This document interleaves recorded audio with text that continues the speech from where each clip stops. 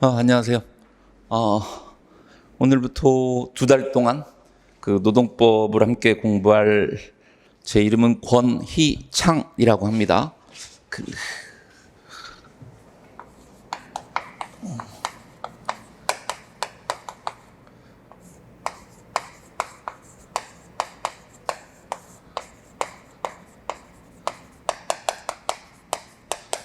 밑에는 제 메일 주소고요.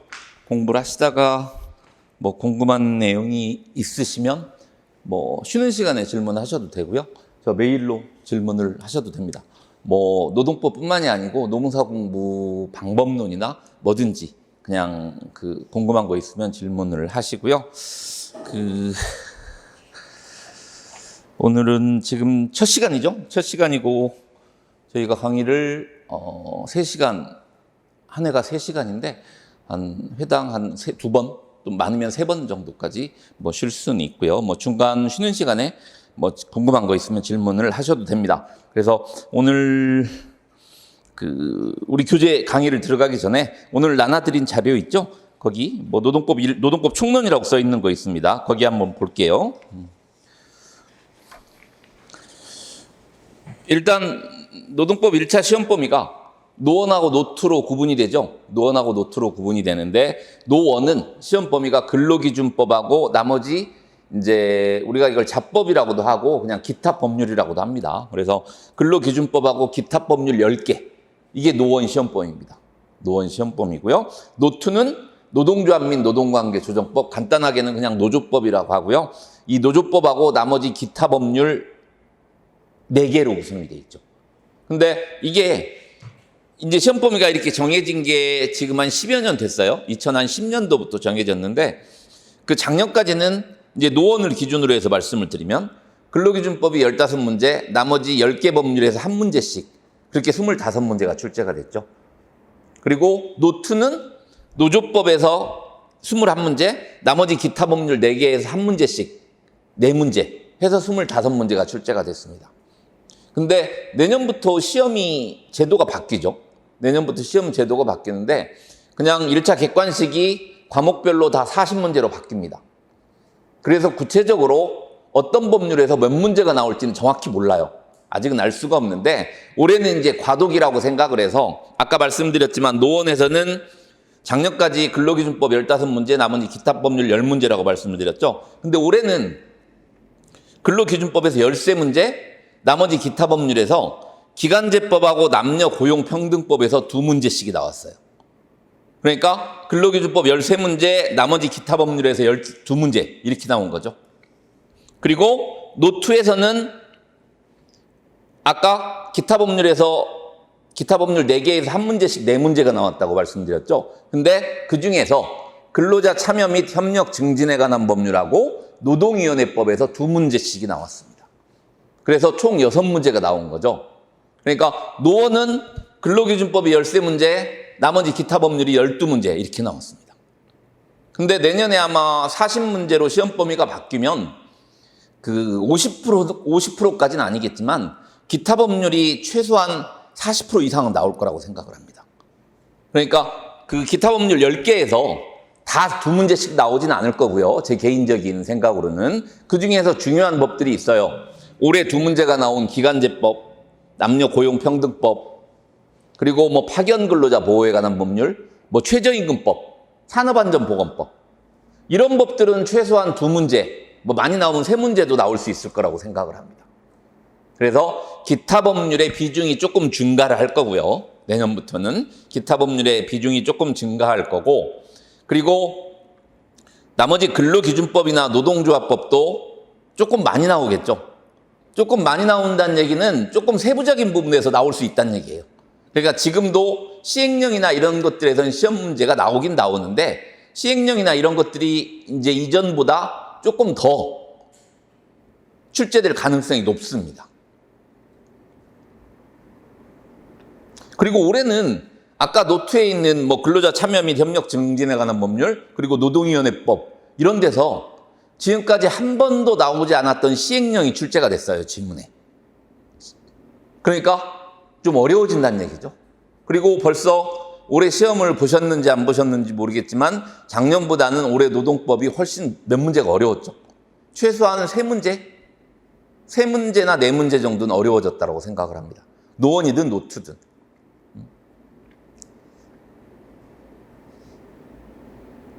그래서 뭐 기본적인 법학의 기본적인 공부 방법은 시험이 어려워지든 쉬워지든 법학에서 가장 중요한 건 법조문입니다. 법조문이 가장 중요하고 두 번째는 판례하고 학설이 중요해요. 또 아실 수도 있겠지만 법조문 그리고 판례, 학설 이게 가장 중요하죠. 근데 법조문이 가장 중요한데 법조문을 해석한 게 판례나 학설이에요. 법조문은 우리가 이 세상에서 발생하는 모든 문제를 법조문으로 만들 수는 없잖아요. 그러니까 추상적일 수밖에 없습니다. 추상적일 수밖에 없어서 판례나 학설이 이 법조문을 해석한 거예요. 그래서 법조문 다음에 중요한 게 판례라는 얘기죠. 판례 중에서도 우리 수험적으로 중요한 건 대법원 판례입니다. 판례는 지방법원 판례도 있고 고등법원 판례도 있고 대법원 판례도 있는데 지방법원이나 고등법원 판례보다는 대법원 판례가 훨씬 중요하죠. 훨씬. 그래서 뭐 교수님 기본서를 보시면 교수님들이 만든 기본서를 보시면은 지방법원 판례, 뭐 고등법원 판례까지 나와요. 근데 수험서에서는 거의 대법원 판례 위주죠. 그리고 실제 시험도 거의 대법원 판례입니다. 그리고 이 학설도 이 법조문을 해석한 건 똑같아요. 똑같은데 과거에는 학설에서 뭐 다수설, 소수설 이런 문제가 시험에 나왔는데 지금은 이게 다수인가 소수인가 아무도 세본 사람이 없잖아요. 그러니까 지금은 정답 시비가 있어서 학설은 거의 다수설, 소수설 얘기는 안 나옵니다. 그러니까 이해만 하고 넘어가시면 돼요. 이해만 하고 넘어가시면 되고 중요한 건 이 법조문하고 판례라는 거죠. 법조문하고 판례. 모든 법학이 똑같습니다. 노동법뿐만이 아니고 여러분들 뭐 민법도 공부를 하실 건데 민법도 마찬가지예요. 법조문하고 판례가 가장 중요합니다. 그래서 아무리 뭐 내년에 시험 뭐 제도가 좀 바뀌어서 뭐 이 기타 법률, 자법이 좀 많이 나올 거고 이렇다고 해도 기본적으로 법학에서 합격 점수 이상을 받기 위해서는 이제 세 단계가 필요한 거죠. 세 단계가 필요한 건데 보통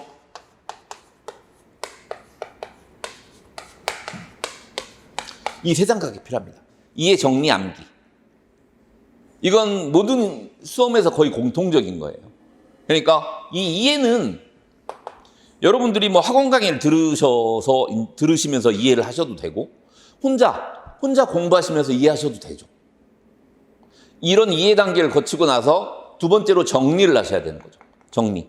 중요한 법조문, 중요한 판례 이런 것들을 정리하시는 거죠. 마지막으로 암기하시는 겁니다. 암기. 그러니까 만약에 학원 강의를 들으시면은 이제 저 같은 사람이 도와줄 수 있는 건 이해하고 정리 단계까지 도와드릴 수 있는 거죠. 실제 암기하시는 건 이제 여러분들이 하셔야 되는 거고요. 그리고 1차 시험하고 2차 시험이 있잖아요. 1차 시험은 객관식으로 우리가 고르는 거고 2차 시험은 실제 암기해서 써야 되잖아요. 그러니까 암기의 정도가 다른 겁니다. 1차하고 2차는. 1차도 암기, 2차도 암기인데 암기의 정도가 좀 다른 거죠. 2차 시험은 실제 시험장 가서 쓸 수 있는 정도까지 암기를 하셔야 되는 거죠. 근데 1차는 고를 수 있는 정도까지 암기를 하시면 됩니다. 근데 어차피 노동법 뭐 1차에도 있고 2차에도 있으니까, 그래서 이제 저는 이제 항상 강의를 할 때 그래서 최대한 노동법 같은 경우는 특히 이제 2차 시험을 공부를 하셔야 되잖아요, 나중에. 그래서 최대한 이해 위주로 강의를 하려고 노력을 합니다. 이해를 하시고 나서 이해를 해야 정리나 암기가 쉬운 거죠. 이해 안 하고 정리하고 암기할 수 있습니다.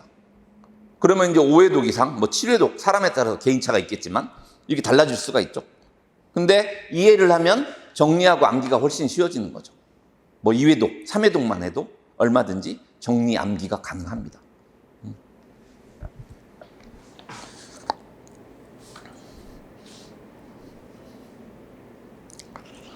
그래서 올해 그 1차 시험 합격률을 보면은 작년보다 훨씬 낮아졌죠. 한 합격생이 몇 명이죠? 한 3,000명 좀 안 되죠.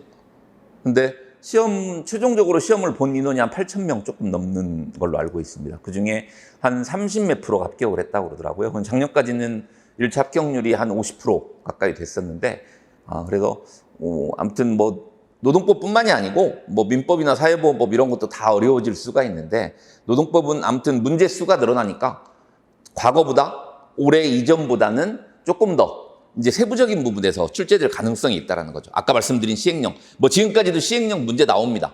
지금까지도 시행령이 나오긴 나왔는데 지금보다 시행령이 나올 가능성이 더 높아진다는 거죠. 높아진다. 그렇다고 해서 우리가 모든 시행령을 다 공부할 수는 없어요. 그건 낭비죠. 뭐 근로기준법 시행령, 노동조합법 시행령, 근로기준법만큼 분량이 됩니다. 노조법만큼 분량이 돼요. 그 시행령이. 그걸 다 볼 수는 없습니다. 중요한 시행령. 시험에 나올 만한 시행령들을 보셔야 되는 거죠. 그런 건 이제 법조문하고 똑같은 비중을 두고 공부를 하셔야 되는 거고요. 그리고 아까 말씀드렸지만 올해 이제 노트와 관련해서 기타 법률에서 시행령까지 나왔다고 말씀드렸잖아요. 그렇다고 해서 모든 기타 법률의 시행령을 다 볼 수는 없습니다. 우리가 노동법을 100점 맞으려고 시험 보는 거 아니잖아요. 100점 맞으면 좋지만 일단 노동법은 7, 80점 정도 맞으면 됩니다. 그 정도 맞았는데도 1차 시험 60점을 못 넘어서 떨어졌다. 그건 노동법 때문에 떨어진 게 아니고 다른 과목을 공부를 안 하셔서 떨어진 거죠. 그래서 실제 공부를 어느 정도 하신 분이 노동법 때문에 떨어지는 경우는 없습니다. 노동법 때문에 떨어졌다고 하는 건 공부를 안 하신 거예요. 그건. 물론 뭐 민법 때문에 떨어졌다, 사회보험법 때문에 떨어졌다 이럴 수 있어요. 떨어질 수 있습니다. 민법은 우리 노동법보다 훨씬 어렵습니다. 민법은 제일 어려운 법이 민법이라고 합니다. 법 중에 법이라고 하죠. 민법이. 그래서 제일 어려운 법이 민법인데 노동법은 그 정도까지는 어렵지는 않습니다. 오늘 강의도 노동법 강의도 아마 오늘 첫 시간 그리고 두 번째 시간 앞부분 정도만 약간 총론이 조금 추상적이죠. 어디나 총론이 추상적이어서 좀 어려울 수는 있는데 그 정도만 지나가면은 거의 그렇게 어려운 부분은 없습니다. 어려운 부분은. 그래서 거기 그 프린트물 보시면은 거기 과목의 특성이라고 나와 있죠. 이제 근기법이 이제 그러니까 노원에서 가장 기본적인 법이 근로기준법이에요. 가장 많이 나오죠. 그리고 노트에서 가장 기본적인 법이 노동조합 및 노동관계 조정법입니다. 그래서 그걸 기준으로 말씀을 드리면 근로기준법은 최저 근로조건을 정해놓은 법이 근로기준법입니다. 최저 근로조건은 하나뿐이 없죠. 이건 그러니까 구체적이고 이르적일 수밖에 없는 거죠.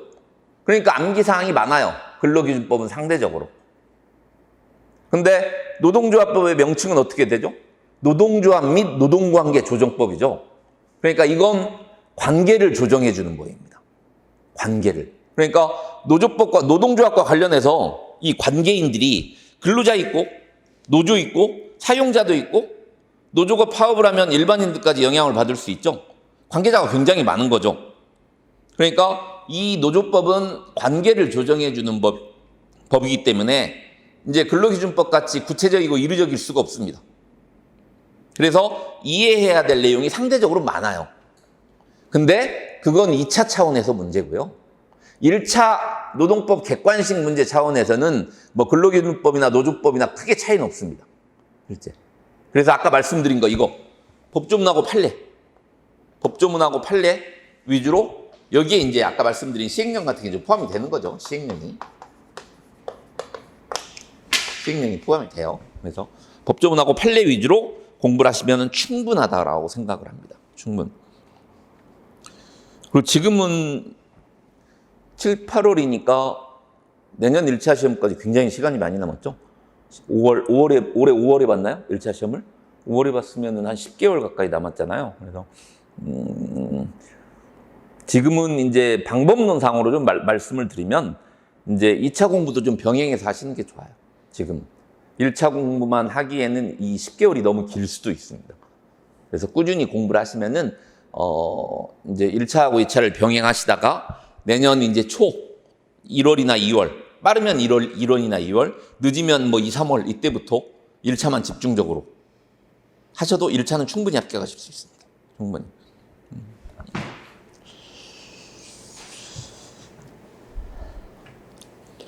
그래서 우리 그 교재를 보기 전에 거기 프린트물에 노동법의 형성 배경이라고 나와 있죠? 거기 한번 볼까요? 일단 오늘 지금 이제 노동법 총론을 보고 근로기준법을 들어갈 텐데 이 총론은 즉 앞부분에 할 뿐이지 이 총론은 노1에도 나올 수 있고 노2에도 나올 수 있어요. 이 근로기준법 앞부분에 한다고 꼭 노1에만 나오는 건 아닙니다. 이 노동법 총론은 1차하고 노1하고 노2 어디든지 나올 수가 있어요. 시험범위에 다 들어갑니다. 이 총론이 노동법 총론은. 그러니까 노동법 총론이란 얘기는 노동법 전체를 관통하는 일반 원리 같은 거죠. 일반 원리. 뭐 헌법상의 근거 규정 이런 것들이죠. 그래서 거의 무조건 나와요. 거의 무조건. 한두 문제는 꼭 나온다고 생각하시면 됩니다. 한두 문제. 이제 그 강의를 진행하면서 제가 이제 말씀을 드릴 건데, 제가 중요하다고 이제 말씀 체크해 드리는 거나 중요한 판례, 뭐 이런 것들은 꼭 기억을 하셔야 돼요. 기억하려고 노력을 하시고, 복습도 꼭 하시고, 그리고 학원 강의를 들으시면 복습이 훨씬 중요하죠. 물론 예습까지 하시면 좋지만, 뭐 예습하고 복습하고 그럼 좋죠. 그 이상 좋은 건 없겠죠. 근데 그게 어려우면 복습을 하시는 게 중요합니다. 그냥 그 강의 시간에 고개 끄덕거리면서 듣고 지나가면 아무 소용없어요. 한두 달 지나가면 똑같아요. 이제 다시 공부하셔야 되는 거예요. 그래서 꼭 그 복습을 하실 필요가 있다라는 말씀을 드리고요. 그래서 거기 보시면 노동법의 형성 배경이라고 나와 있죠. 이건 그냥 이해만 하고 넘어가시면 돼요. 이 공부를 이제 지금 이걸 이제 노동법 기본 강의를 들으시는 분 같은 경우에는 뭐 법학을 전공하시지 않거나 뭐 그런 분들을 전제로 해서 이제 강의를 하니까요. 그래서 노동법의 형성 배경 보면은 노동법은 일단 산업혁명 때문에 영국의 산업혁명 시기에 생겼습니다. 그래서 보시면 산업혁명으로 자본주의 사회가 형성이 됐다. 이건 무슨 얘기냐면 그전에는 그냥 간의 수공업 체제였는데 근로자가 거의 없었다는 거죠. 그냥 혼자 집에서 뭐 만들어가지고 팔았다는 얘기죠. 근데 이 산업혁명으로 자본주의 사회가 형성됐다는 얘기는 이제 이게 공장체제로 바뀌었다는 겁니다. 이 얘기는 근로자가 많아졌다는 얘기죠. 그걸 이제 대량의 노동관계가 형성됐다라고 표현하기도 해요. 대량의 노동관계가 형성됐다라고 표현하기도 하는데 이렇게 산업혁명으로 자본주의 사회가 형성이 돼서 근로자는 자본가한테 예속이 되고 사용자는 근로자를 생산수단으로 취급하여 자본가 노동자의 2계급 분열이 일어났다는 거죠. 그래서 이런 분열로 인해서 노사관계가 불안정해진 겁니다. 그래서 근로자하고 사용자 간 대립투쟁이 이제 사회적 문제가 된 거죠. 그래서 기존의 자본주의 사회의 변화를 요구한 거죠. 그래서 나온 게 사회법입니다. 사회법 중에 하나가 노동법이에요. 사회법 중에 하나가. 사회법은 뭔가? 그 밑에 보세요. 이 사회법이 등장하기 전에는 시민법의 3대 원리라는 게 지배를 했어요. 시민법의 3대 원리는 뭐냐면 소유권 절대의 원칙, 계약 자유의 원칙, 과실책임의 원칙 이겁니다. 이건 뭐 민법 배우실 때 또 배우실 거예요. 소유권 절대 원칙, 계약 자유의 원칙, 과실책임의 원칙. 한번 써볼까요? 소유권 절대, 계약 자유,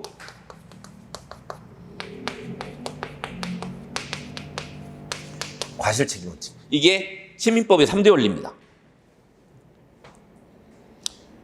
근데 이 사회법이 등장하면서 시민법의 3대 원리가 수정이 됐어요. 시민법의 3대 원리를 대체한 게 아니에요. 시민법의 3대 원리는 유지를 하면서 뭔가 변화를 줬다는 거죠. 어떻게 변화를 줬느냐? 그 두 번째 줄 보세요. 국가가 개입했다는 거죠. 국가가 개입해서 실질적인 자유와 평등을 도모한다. 이게 무슨 얘기냐면 보세요. 아까 예를 들어서 근로기준법이 뭐라고 그랬죠? 최저 근로조건을 정한 법이라고 그랬죠. 최저 근로조건. 그러니까 최저 근로조건을 근로기준법으로 딱 정해놓으면 근로조건을 그 이하에서 정할 수가 없습니다. 근로자하고 사용자가. 이 시민법의 3대 원리 중에서 뭐하고 관련이 있을까요? 지금 말씀드린 게. 계약 자유 원칙과 관련이 없는 거죠. 원래 계약 자유 원칙에서는 계약 내용을 결정할 자유가 있었어요. 근데 근로기준법이라는 사회법을 딱 만들어 놓고 최저 근로조건을 정해 놓으면 사용자가 맘대로 최저 근로조건 이하에서 근로조건을 정할 수가 없다는 거죠. 계약 자유원칙이 수정이 된 거예요. 계약 자유원칙이. 그리고 또 하나는 옛날에는 사용자가 뭔가 잘못을 해야만 책임을 졌어요. 근데 지금은 일하다가 다치면은 사용자한테 과실이 없어도 책임을 져요. 그 무과실 책임이라고 그러죠. 이런 것들이 다 수정이 된 거죠. 시민법의 3대 원리가 수정이 된 겁니다. 그게 근로기준법은 누가 만들죠? 법은 국가에서 만들죠. 그게 국가가 개입을 한 거란 얘기죠. 그게. 국가가 개입했다. 그래서 이 사회법은 국가가 개입해서 시민법의 3대 원리를 수정한 거다. 사회법이 그 중에 하나죠. 노동법도 사회법 중에 하나란 얘기입니다.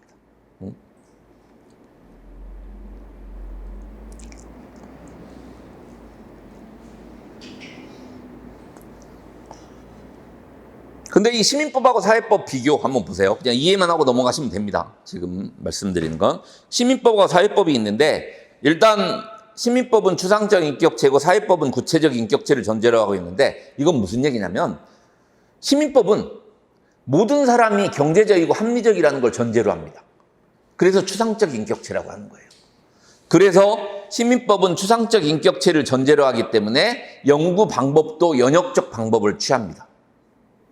모든 사람이 합리적이고 경제적이라는 건 전제로 해서 법이나 제도 이런 것들을 만든다라는 거죠. 근데 사회법은 구체적 인격체를 전제로 합니다. 이건 무슨 얘기냐?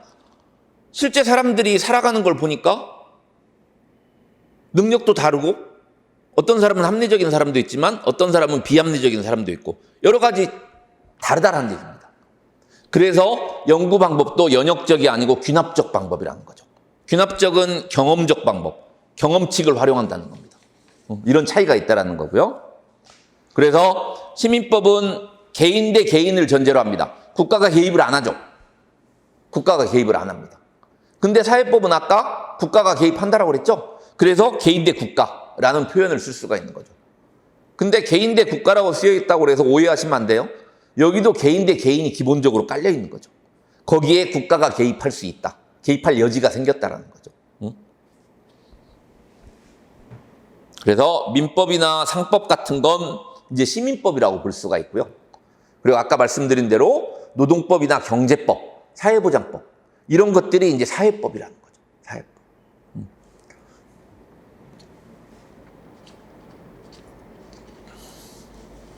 그래서 우리 노동법의 목적을 보시면 시민법을 수정 보완함으로써 노동력을 보호하여 자본주의 사회를 유지 발전시킨다. 아까 사회법은 시민법을 수정한 거라고 그랬죠? 어떻게 수정했는가? 가로 안을 보세요. 근로조건 최저기준을 설정했다. 근로기준법이죠. 근로기준법을 통해서 근로조건 최저기준을 설정을 하고 그 다음 보세요. 노동조합 결성, 단체 교섭, 쟁행위를 보장했다. 이건 노동조합법이죠.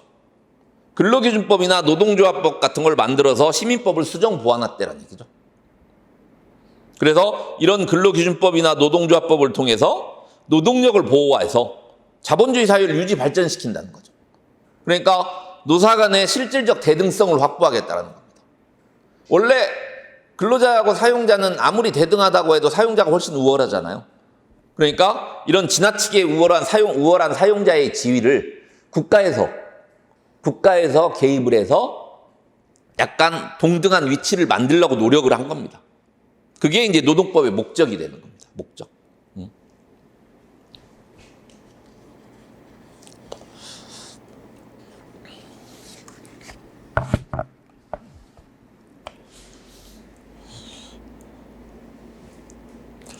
그래서 거기 이제 그 나머지 내용은 좀 이따 강의를 진행하면서 보겠고요. 교재 7페이지 한번 보세요. 7페이지. 이제 우리 교재 노동법의 총론을 들어가겠습니다. 총론을. 거기 이제 노동법의 정의라고 나와 있죠. 노동법의 정의라고 나와 있는데 일단 첫 번째 노동법이라는 용어를 처음 사용한 건 1919년 바이마르 헌법입니다. 그 써놓으세요. 1919년 바이마르 헌법에서 노동법이란 용어를 처음으로 사용을 했습니다.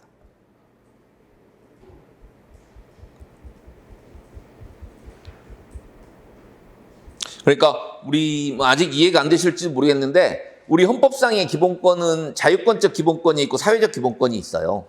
근데 이 사회적 기본권은 중에 대표적인 게 우리가 배우는 근로의 권리, 또는 노동 3권 이런 게 사회적 기본권입니다. 근데 이런 사회적 기본권에 대해서 사회적 기본권을 헌법에 처음으로 규정한 게 지금 말씀드린 바이마르 헌법입니다. 뭐 1차용입니다, 이건. 1919년 바이마르 헌법에서 최초로 노동법이란 용어를 처음으로 사용을 했다.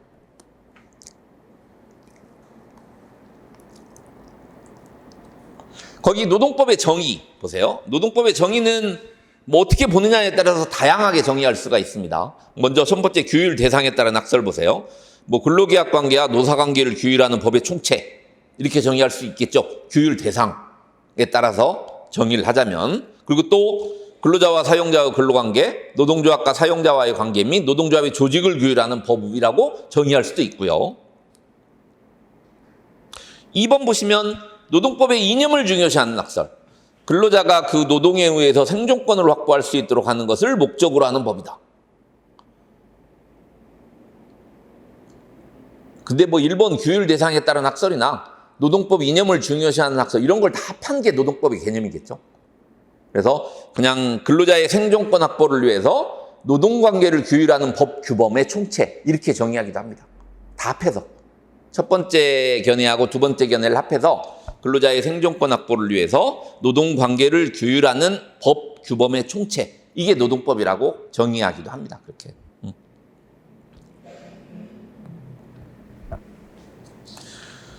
다음에 세 번째가 이제 종속 노동을 중심으로 파악하는 학설인데요. 이건 그 의의 보시면 노동법은 종속적 노동에 관한 법이다. 이게 이제 판례이기도 하고 다수설이라고도 합니다. 종속 노동 관계는 다른 말로 하면 사용 종속 관계라고 합니다. 일반적으로는 사용 종속 관계라고 많이 해요. 그러니까 사용 종속 관계에 관한 법이다. 노동법은. 이게 판례 입장이에요. 판례 입장. 그래서 이 사용 종속 관계란 게 뭐냐면 사용자의 지휘 명령 하에서 노무를 제공하는 관계. 이게 이제 사용 종속 관계의 표현이죠. 사용자의 지휘 명령 하에서 노무를 제공하는 관계를 사용 종속 관계라고 하는데 우리 판례에서는 이 사용 종속 관계에 관한 법이 노동법이다. 라고 본다는 거죠. 근데 거기 양가로 이번에 종속 노동의 본질이 있는데요. 이건 그냥 듣기만 하세요. 어떤 표지가 있을 때 사용 종속 관계가 있다라고 볼 것인가에 대한 학설입니다. 근데 이건 요즘에 시험 안 나와요. 시험 안 나오고 그냥 경제적 종속설은 경제적 종속이 있을 때 사용 종속 관계가 있다라고 보는 거고요. 그 다음 페이지 인격적 종속설은 노동자에 대한 인격적 지배가 있으면 사용 종속 관계가 있다라고 보는 견해고요. 뭐 조직적 종속설도 마찬가지예요. 조직권의 복종이 있으면 사용 종속 관계라고 본다라는 거고요. 법률적 종속설, 타인 결정설 뭐 시험에는 안 나옵니다. 이거 시험에 안 나오고 그냥 한번 읽고 넘어가시면 되고 일단 우리 노동법은 사용 종속 관계에 관한 법이다. 이게 판례 입장이다라는 거. 그 다음 페이지 보세요. 거기 판례가 나오죠. 근데 우리 판례에서 명시적으로 노동법은 사용 종속 관계에 관한 법이다. 이런 표현을 쓰고 있는 건 아닙니다. 쓰고 있는 건 아니고 사용 종속 관계라는 표현을 쓰고 있죠. 사용 종속 관계라는 표현을 쓰고 있어요. 그래서 거기 양가로 3번에 판례 보시면 이건 뒤에서 볼 겁니다. 굉장히 중요한 판례예요. 보세요. 근기법상 근로자에 해당하는지 여부는 계약의 형식이 고용계약인지 도급계약인지보다 그 실질에 있어서 근로자가 사업장의 임금을 목적으로 종속적인 관계에서 사용자에게 근로를 제공했는지 여부에 따라서 판단해야 되고 이 얘기는 무슨 얘기냐면 사용 종속 관계가 있어야 근기법상 근로자로 인정된다는 얘기죠. 그래서 사용 종속 관계를 있나 없나를 판단하는 요소가 뭔가에 대해서 밑에 쭉 서술을 하고 있는 겁니다. 그래서 우리 판례 입장이 노동법은 사용 종속 관계에 관한 법이다라고 하는 거예요. 이런 그 사용 종속 관계라는 표현을 우리 판례에서 쓰고 있어서. 그래서 사용 종속 관계가 없으면 근기법상 근로자가 될 수가 없어요. 그리고 사용 종속 관계가 없으면 그러니까 그 얘기는 무슨 얘기냐면 사용 종속 관계가 없으면 근로기준법의 보호를 받을 수 없다는 얘기입니다. 그게 근기법상 근로자에 해당되지 않는다는 얘기는 근로기준법의 보호를 받을 수 없다는 얘기죠. 근로기준법의 보호를 받을 수 없다는 얘기예요. 그래서 이 판례는 뒷부분에 금기법상 근로자 여부, 그러니까 그 노동법의 주체죠. 주체에 대해서 볼 때 다시 한번 보도록 하겠습니다. 다음에 노동법의 특수성입니다. 노동법의 특수성. 첫 번째, 노동의 특수한 상품성. 노동도 상품입니다. 노동도 상품은 상품인데 사람은 인격이 있고 지성이 있잖아요. 그래서 특수한 상품이라는 거죠. 그래서 노동은 상품으로서의 성질을 가지고 있지만 주관적으로는 지성을 내포하고 있는 인간의 노동이므로 다른 상품과 다르다. 그래서 특별한 배려가 필요하다는 거죠. 왜? 인격이나 지성이 있기 때문에. 그래서 이게 노동의 특수한 상품법이라는 첫 번째 특수성이고요. 두 번째는 집단자치성입니다. 노동법은 아까 근로기준법도 있고 노동조합법도 있었잖아요. 그렇죠? 보세요. 노동법은 근로자와 사용자 간의 근로계약 관계에 개입은 하되 그 최저기준만을 규정을 하고, 이 무슨 법이죠? 근로기준법입니다. 근로기준법을 정해놓고 너네가 근로자하고 사용자가 근로계약을 체결할 때는 이 최저 근로조건 이상에서 근로계약을 체결해라. 이게 이제 근로기준법이라는 얘기입니다. 그리고 그 다음에 근로자의 노동 3권을 보장함으로써 단체협약이라는 자율입법을 기대하는 전제로서의 노사 집단자치성을 갖는다. 노조법을 만들어 놓은 이유는 근로기준법만으로는 근로자를 보호하기가 어려우니까 너네가 노조라는 단체를 만들어서 사용자하고 단체 교섭을 해서 근로조건을 정해라, 이겁니다. 노조는 단체죠. 그래서 집단자치성이라는 특수성이 있는 겁니다. 근로자는 한 명인데 노조는 단체예요. 그래서 집단자치성이라는 특수성이 있는 거고요. 노동의 특수성 중에서 가장 중요한 게 세 번째죠. 공법과 사법의 교착입니다. 이건 다른 말로 하면은 시민법 원리의 수정이죠. 아까가 시민법 원리의 수정이 무슨 얘기라고 그랬죠? 국가가 개입한다고 그랬죠. 국가가 개입한다고 했어요.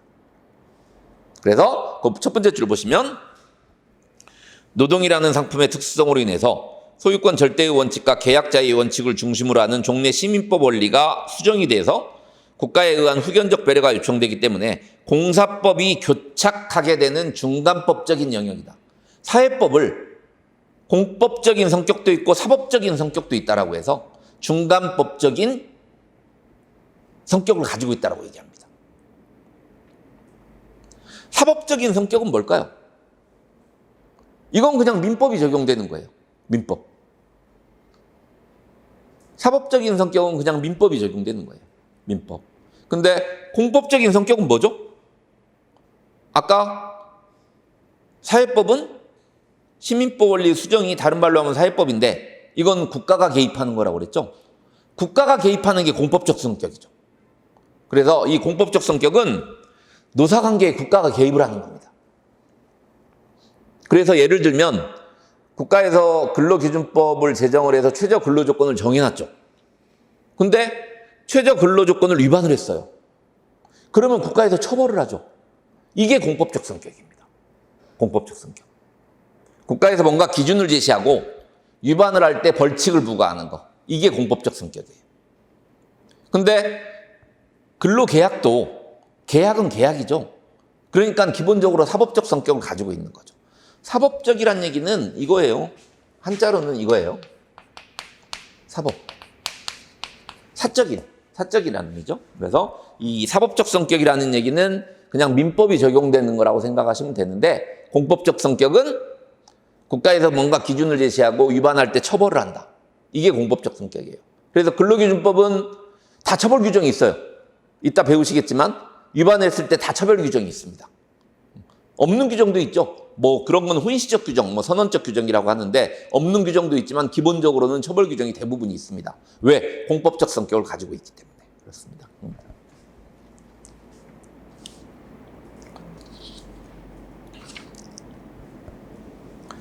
다음에 이제 노동법의 경향입니다. 뭐 관습적 기원의 경향이 있죠. 이 관습적 기원의 경향은 우리 단체협약이라고 아시죠? 단체 교섭을 해서 합의한 문서, 노조하고 사용자가 단체 교섭을 해서 합의한 문서가 단체 협약이에요. 노조법에서 배우는 거죠. 노조법에서 배우는 건데 이런 단체 협약은 법 이전부터 존재를 하고 있었습니다. 법에서 제정하기 전부터. 법 이전부터 존재를 했었는데 법에서 인정한 거죠. 그래서 관습적 기원의 경향이 있다는 거죠. 원래 법 이전부터 존재하고 있었는데 이제 우리 법에서 인정을 한 거죠. 사후적으로. 그래서 관습적 기원의 경향이 있다라고 표현을 하고요. 두 번째, 발전적 진보적 경향이 있다. 노동법은 경제적인 약자인 근로자를 보호함을 목적으로 하므로 내재적으로 발전적 진보적인 경향을 갖는다. 그러니까 보통 2차 대전 이전에는 그 복지국가라는 개념이 헌법에 없었어요. 복지국가라는 개념이. 근데 2차 대전 이후에 복지국가라 이념이 이제 헌법에 도입이 된 거죠. 그러면서 이제 노동법이 발전을 하는 겁니다. 그래서 발전적 진보적인 경향을 가질 수밖에 없다는 거죠. 그러니까 과거에는 헌법에 노동 3권 이런 게 없었죠. 단결권, 단체 교섭권, 단체 행동권 이런 게 없었어요. 뭐 근로의 권리 이런 것도 없었고요. 근데 지금은 헌법에 그런 게 있잖아요. 그래서 그걸 이제 발전적 진보적인 경향이라고 얘기를 하고요. 세 번째, 통일적 경향. 이 통일적 경향은 보통 이렇게 얘기를 하죠. 보통 후진국은 선진국의 노동 문제 해결 방식을 참조하면서 그 노동법을 형성 발전시킵니다. 그러니까 모방을 한다는 거죠. 선진국에서 이런 노동 문제가 발생했을 때 어떻게 해결하나 이런 걸 모방을 하기 때문에 비슷비슷해진다는 거죠. 그게 이제 통일적 경향이죠. 통일적 경향. 통일적 경향을 나타내는 게 그 ILO 협약이라는 게 있어요. ILO 협약을 비준하는 나라가 많으면 많을수록 노동법이 다 비슷비슷해지는 거죠.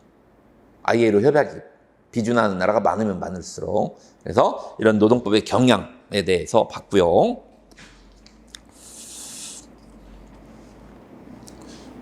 협력적 경향, 노조하고 사용자가 항상 싸우면 안 되잖아요. 그래서 협력적 경향, 대립적인 측면보다는 협력적 노사관계 수립을 위한 방안을 모색할 필요가 있다라는 측면에서 이제 협력적 경향이 있다라고 얘기를 하는 거죠. 이런 협력적 경향을 나타내는 대표적인 제도가 우리 이제 노사협의회 제도라는 게 있습니다. 노사협의회 제도. 아까 노트 시험 범위에 그런 법이 있었죠. 근로자 참여 및 협력 증진에 관한 법률. 그게 노사협의회에 관한 법률입니다. 그래서 이런 노사협의회 제도 속에서 협력적 경향이 있다는 걸 알 수가 있다는 거죠.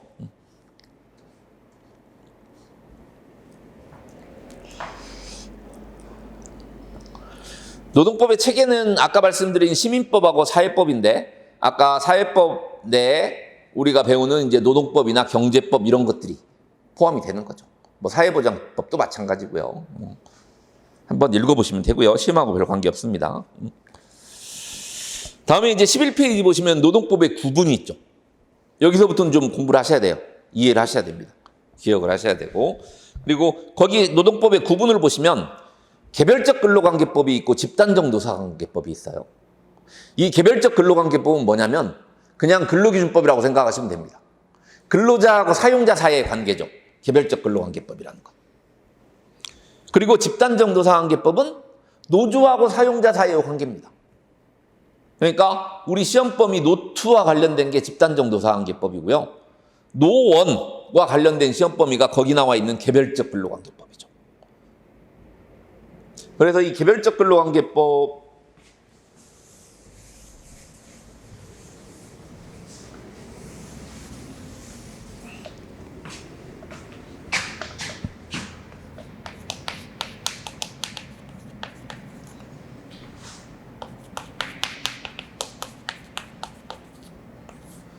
개별적 근로관계법하고 집단적 노사관계법이 있는데, 개별적 근로관계법은 당사자가 근로자 대 사용자예요. 근로자 대 사용자. 근로자 대 사용자. 근데 집단적 노사관계법은 당사자가 주로 노조하고 사용자죠. 왜? 집단이잖아요. 집단. 노조가 집단이죠. 노조 대 사용자. 이렇게 되죠. 그래서 아까 개별적 근로관계법을 근로기준법이라고 생각하시면 된다고 그랬죠. 집단적 노사관계법은 노조법이라고 생각을 하시면 되고요. 근데 이 개별적 근로관계법은 특징이 강행법적 성질을 가지고 있습니다. 강행법적 성질.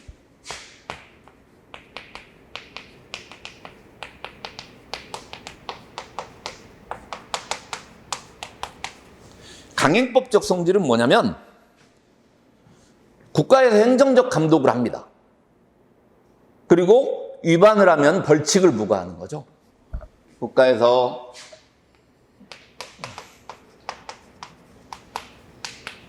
행정적 감독을 하고 위반 시 벌칙도 부과하는 겁니다. 그러니까 근로기준법 아까 뭐라고 그랬죠? 근로기준법은 대부분 처벌 규정이 있다고 그랬죠.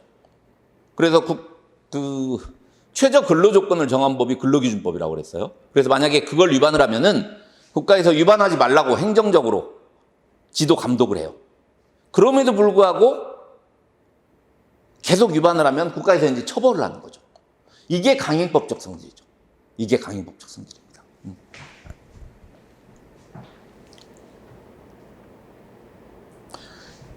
근데 이 집단적 노사관계법은 당사자가 노조하고 사용자인데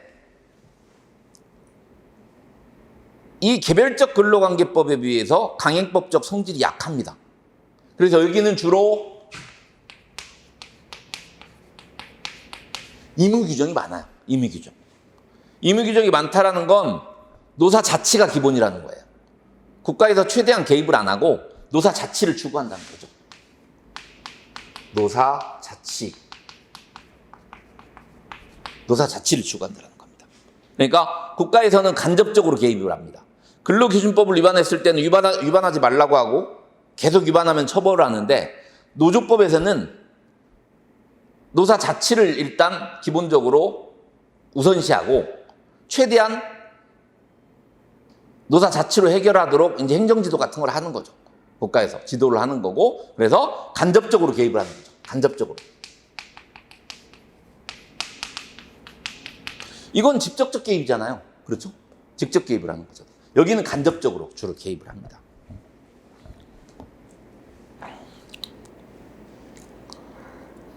그래서 거기 개별적 근로관계법 보세요. 양가로 1번. 헌법 32조의 근거에서 사용자의 행위를 규제함으로써 개개 근로자를 개별적으로 보호하는 법이다. 밑줄 그어주세요. 헌법 32조는 개별적 근로관계법의 헌법상 근거조문입니다. 이건 아무리 강조해도 지나치지 않을 만큼 중요합니다. 이건 그냥 매년 시험 문제라고 생각하시면 돼요. 법조문. 법조문하고 판례 한두 개인데 매일 시험 문제라고 생각하시면 됩니다. 아까 뭐라고 그랬죠? 개별적 근로관계법은 근로기준법이라고 생각하시면 된다고 했잖아요. 근로기준법을 상정을 해보세요. 보세요. 사용자의 행위를 규제함으로써 개개 근로자를 개별적으로 보호한다. 최저 근로조건을 근로기준법에서 정해놓고 그걸 위반을 하면 국가에서 처벌을 하잖아요. 그러니까 개개 근로자를 사용자의 행위를 규제함으로써 개개 근로자를 개별적으로 보호하는 법이라는 거죠. 이게. 그래서 이 개별적 근로관계법은 우리가 아까 노원 시험범이라고 생각하시면 돼요. 노원 시험범이라고 생각하시면 되고요. 다음에 이제 집단적 노사관계법이에요. 집단적 노사관계법은 아까 노조법이라고 생각하시면 된다고 그랬죠. 거기 보세요. 헌법 33조의 근거에서 노동조합이라는 단체를 통해서 스스로 자주할 수 있는 수단을 보장함으로써 근로자들을 집단적으로 보호한다. 아까 이건 집단적 노사관계법에 관한 헌법상 근거조문이 헌법 33조입니다. 그러니까 우리가 노동법과 관련해서 꼭 기억해야 될 헌법조문이 몇 개 안 돼요. 두세 개뿐이 안 되는데 거의 매년 시험 문제 나온다고 생각하시면 돼요. 그게 헌법 32조하고 33조입니다. 이걸 생각을 해보세요. 지금 말씀드려가면 이해 한번 해보세요. 국가에서 근로자를 보호하기 위해서 최저 근로조건을 설정을 했어요. 근로기준법이죠. 근데 아무리 근로기준법을 만들어서 국가를 보호하려고 해도 사용자가 근로자보다 훨씬 힘이 세죠. 그러니까 너네가 노동조합이라는 단체를 만들어서 사용자하고 대등하게 단체 교섭을 해서 근로조건을 정해라. 이게 노조법입니다. 이게 집단적 노사관계법이에요.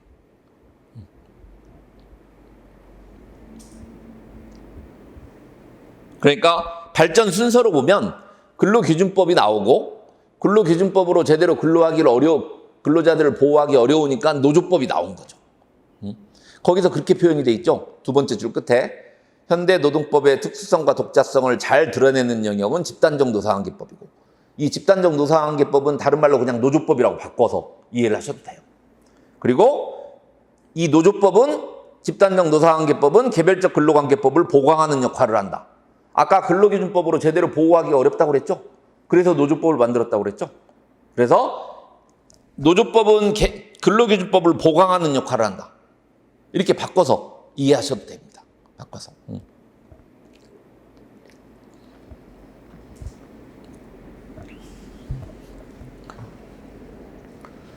다음 양가로 3번 개별적 근로관계법과 집단적 노사관계법의 관계라고 나와 있습니다. 개별적 근로관계법하고 집단적 노사관계법은 헌법상의 근거 조문도 다르죠. 그리고 규율 원리도 달라요. 근데 세 번째 줄 끝에 보세요. 양자는 모두 근로자의 인간다운 삶의 확보를 목적으로 한다는 점에서 상호 보완적인 관계에 있다. 궁극적인 목적은 똑같다는 얘기죠. 근로자를 보호하기 위한 그런 얘기입니다. 근데 방법론상의 차이라는 거죠. 방법론상의 차이. 근로기준법하고 노조법은 궁극적으로 근로자의 인간다운 삶의 확보를 목적으로 한다는 점에서는 똑같다는 겁니다. 근데 이제 그 헌법상의 근거 조문하고 규율 원리가 다를 뿐이다라는 거죠. 규율 원리가 다르다. 예?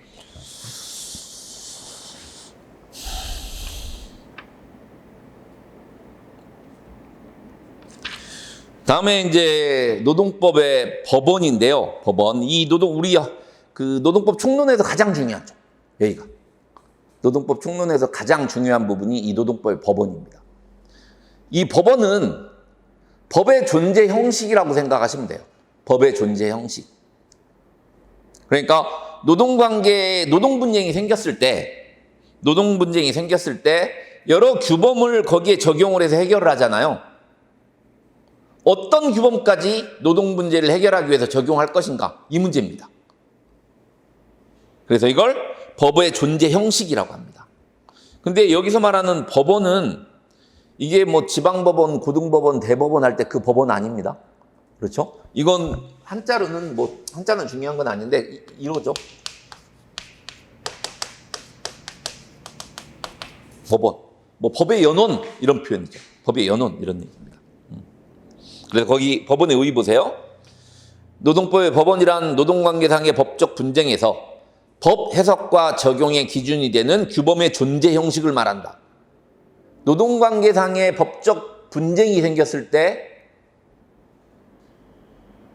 어떤 규범까지 적용해서 해결할 것인가의 문제라는 거죠. 그래서 그 세 번째 줄을 보시면 법원의 종류에는 헌법, 법령, 노동관습법, 단체협약, 취업규칙, 조합규약 등이 있습니다. 근데 그거 말고도 여러 가지가 있어요.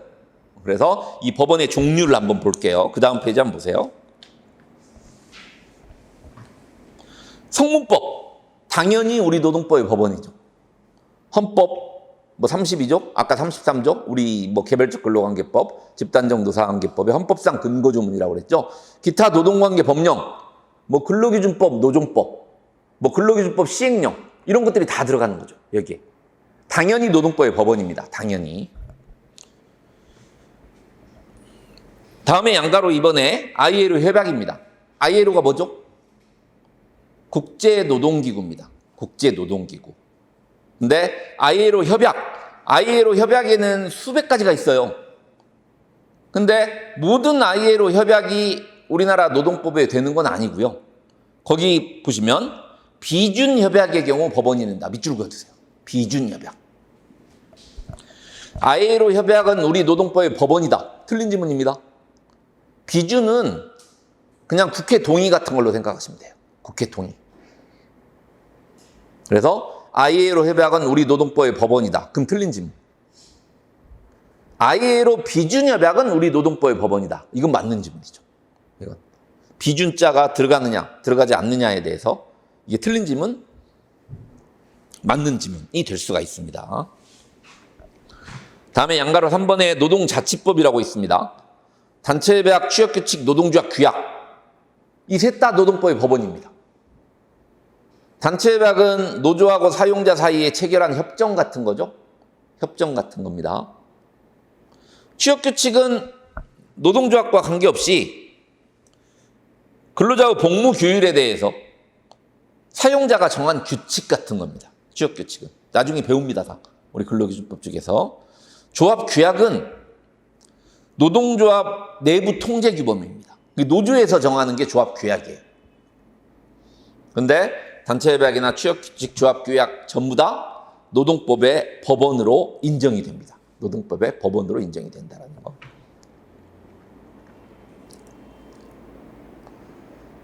다음에 노동관습법이 있죠. 노동관습법. 일단 노동관행이 뭐냐면 이런 거죠. 이해만 하세요. 현장에서 근로 조건이나 직장 규율 등에 대해서 장기간 반복 갱신된 처리 방법이에요. 현장에서 근로 조건이나 직장 규율 등에 관해서 장기간 반복 갱신된 처리 방법. 근데 이런 노동 관행이 모두 노동관습법이 돼서 노동법의 법원이 되는 건 아닙니다. 일단 첫 번째 기억하셔야 될 건 노동관습법은 노동법의 법원이에요. 근데 노동관행이라고 해서 모두 아무 때나 노동관습법이 되는 건 아니고 거기 노동관행이 노동관습법이 돼서 노동법의 법원이 되는 조건이 우리 교재에 나와 있죠. 그게 판례입니다. 보세요. 노동관행이 기업에서 일반적으로 근로관계를 규율하는 규범적 사실로서 명확히 승인되거나 기업 구성원이 아무런 이유도 제기하지 않고 기업 내에서 사실상 제도로서 확립된 경우 이때는 노동관행이 노동관습법이 돼서 노동법의 법원이 될 수 있다는 거죠. 모든 노동관행이 노동관습법이 되는 건 아니라는 얘기입니다.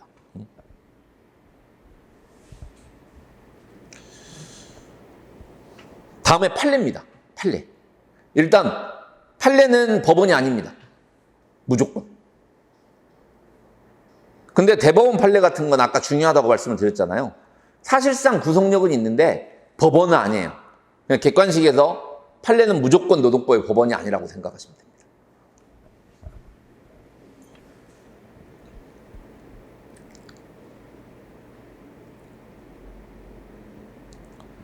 다음에 양가로 6번에 행정해석이라고 나와 있죠. 행정해석. 행정해석이란 행정기관 내부의 사무처리 기준을 정한 데 불과하므로 국민이나 법원을 구속할 수 없다. 판례죠. 일단 행정해석도 노동법의 법원이 아닙니다. 판례도 그렇고 행정해석도 그렇고 노동법의 법원이 아니에요. 근데 하나 조심하셔야 될 게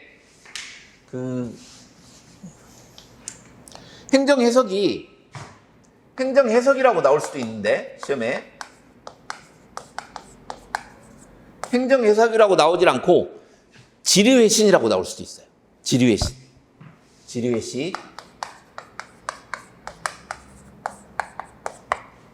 지침,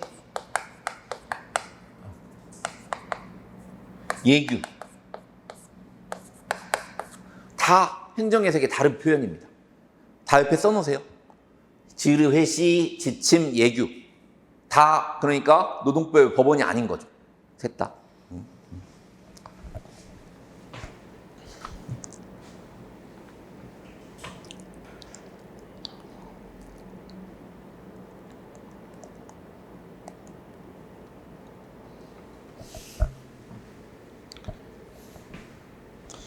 다음 양가로 7번에 기타라고 나와 있는데 거기 근로계약이 나와 있죠. 근로계약에 대해서는 법원성을 부정한다 이렇게 나와 있죠.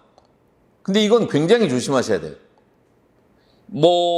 다수설은 근로계약은 법원성을 부정하는 다수설이 있는데 근로계약도 법원이라는 견해가 있어요.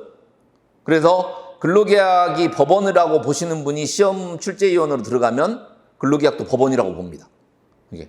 그러니까 근로계약은 좀 상대적으로 판단을 하셔야 돼요. 상대적으로. 만약에 지문이